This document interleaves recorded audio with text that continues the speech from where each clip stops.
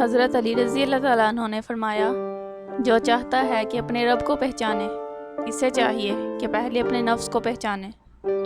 جب تمہاری مشکلات حد سے زیادہ بڑھنے لگیں تو سمجھ لو کہ اللہ تمہیں بلند مقام دینے والا ہے۔ کسی کی تباہ حالی پر خوش نہ ہو، کیا خبر کل زمانہ تمہارے ساتھ یہی برتاؤ کرے۔ اگر کوئی تم سے پوچھے گا بتاؤ زندگی کیا ہے، تو تم ہتھیلی پر ذرا سی ہاک رکھنا اور اسے اڑا دینا۔ بلندی کو اللہ پاک نے عاجزی اور انکساری میں رکھ دیا ہے، اور لوگ اسے تکبر میں تلاش کرتے ہیں۔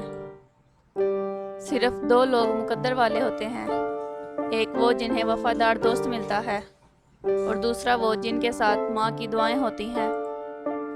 وہ ساتویں آسمان پر بیٹھنے والا رب ہم زمین پر بسنے والوں کا درد ہمارے ساتھ جینے والے انسانوں سے بہتر جانتا ہے۔ آنسو کا ہر قطرہ دنیا کی ہر چیز سے زیادہ مہنگا ہے، لیکن کوئی اس کی قیمت اس وقت تک نہیں جان سکتا جب تک وہ اس کی اپنی آنکھ سے نہ نکلے۔ جس انسان کی جان نکل جائے تو وہ زندہ نہیں رہتا، اور جس انسان سے احساس نکل جائے تو پھر وہ انسان نہیں رہتا۔